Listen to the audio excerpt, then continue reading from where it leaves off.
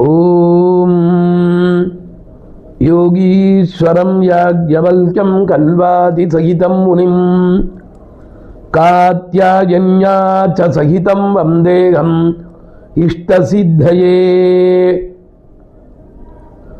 வசந்த பஞ்சமி. வசந்த பஞ்சமி என்பது தை மாதம் வரக்கூடிய வளர்ப்பிறை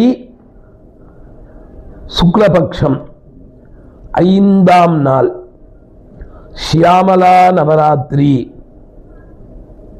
வசந்த பஞ்சமி.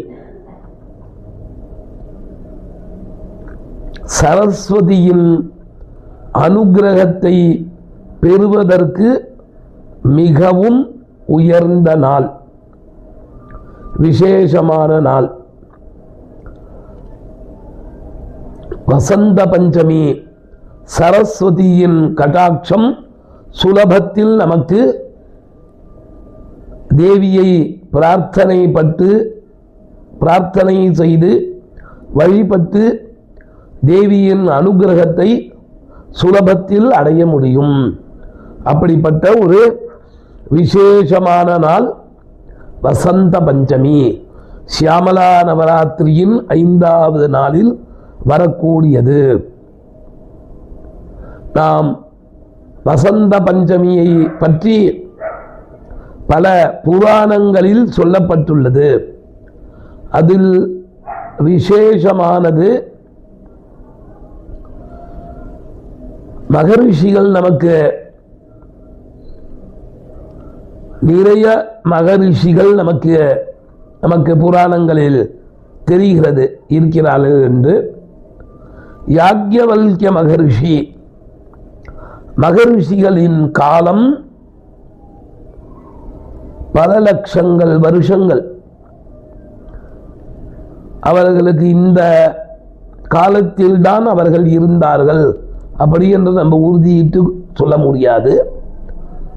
ஒரு யுகத்தில் ஆரம்பித்து இன்னொரு அடுத்த யுகம் வரை மகரிஷிகளின் வாழ்வானது இருந்ததற்கான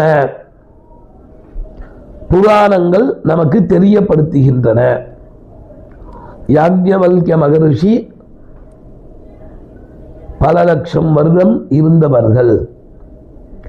ஒரு சமயம் அவருக்கு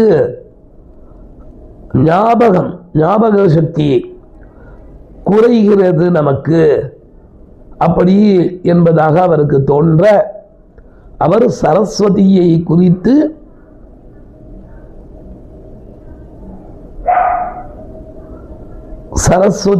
குறித்து தபஸ் செய்கிறார். சரஸ்வதி நேரடியாக வந்து உன்னுடைய இந்த ஜபத்தில் தவத்தில் சந்தோஷமடைந்தோம். எக்காரணம் கொண்டும் உனக்கு ஞாபக சக்தி குறையவே குறையாது. என்னுடைய அனுகிரகமானது உனக்கு பூர்ணமாக இருக்கும் அப்படி என்று சரஸ்வதி யாக்ஞவல்க்ய மகரிஷிக்கு அனுகிரகம் செய்த நாள் வசந்த பஞ்சமி. ரிஷிகளுக்கு ஞாபக சக்தி குறைவாக வருவதற்கு வாய்ப்பு மிகவும் அரிது.